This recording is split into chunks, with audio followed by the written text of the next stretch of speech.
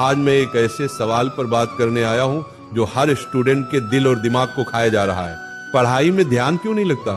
हाँ, वही सवाल जो हर कोई अपने आप से पूछता है। किताब खोलते ही आंखें मोबाइल की तरफ क्यों चली जाती हैं? पढ़ने बैठो तो दिमाग में ख्यालों का मेला क्यों लग जाता है? और सबसे बड़ी बात, दिल पढ़ाई को बोझ क्यों मानने लगता है?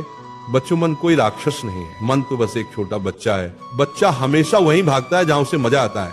मोबाइल, गेम, ये सब आसान और मजेदार है, पढ़ाई कठिन है, इसीलिए मन वहां नहीं जाता। लेकिन सोचो, अगर बच्चा हमेशा खेलता ही रहे और कभी स्कूल न जाए तो क्या वो बड़ा होकर जिंदगी में कुछ कर पाएगा?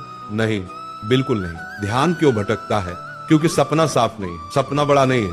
अगर तुम्हें डॉक्टर बनना है और सच में उस सफेद कोट को पहनने की भूख सीने में जल रही है तो किताबों की मोटी लाइनें भी तुम्हें सोने से ज्यादा प्यारी लगेंगी।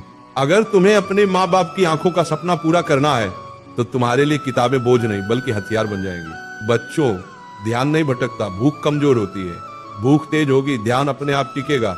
और पढ़ाई में ध्यान इसलिए नहीं लगता क्योंकि हमारी आदतें गंदी हो चुकी हैं। रात 3 बजे तक मोबाइल चलाना, सुबह 12 बजे उठना, फालतू रील्स देखना, ये सब दिमाग को खोखला बना देता है। जैसे कोई खेत खरपतवार से भर जाए तो फसल नहीं उग सकती, वैसे ही तुम्हारा दिमाग फालतू चीजों से भरा हुआ है और जब तक इसे साफ नहीं करोगे पढ़ाई में ध्यान कभी नहीं लगेगा। मान लो एक खिलाड़ी है, उसे दौड़ जीतनी है, लेकिन हर दिन वो जंक फूड खाता है, सुबह देर से उठता है, प्रैक्टिस के बजाय मोबाइल चलाता है, तो क्या वो खिलाड़ी जीत सकता है? नहीं। ठीक यही हाल तुम्हारा है।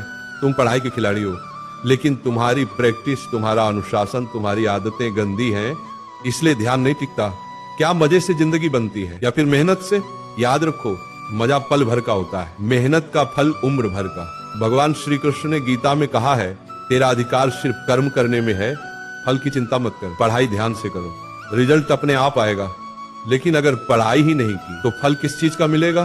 अब समाधान सुन लो, स्पष्ट लक्ष्य तय करो। अगर लक्ष्य साफ नहीं है तो पढ़ाई बोझ लगेगी। अनुशासन बनाओ, सोने, जागने और पढ़ाई का टाइम फिक्स करो। डिस्ट्रैक्शन हटाओ, मोबाइल, गेम, फालतू दोस्त, सबको कंट्रोल करो। छोटी जीतें हासिल करो। रोज 2 घंटे लगातार पढ़ो, फिर बढ़ाओ।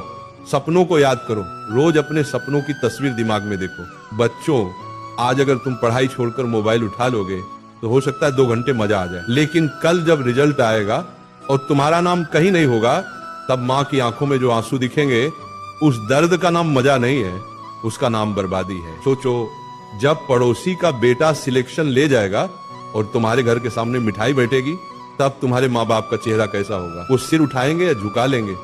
अगर इस सोच से भी तुम्हारे सीने में आग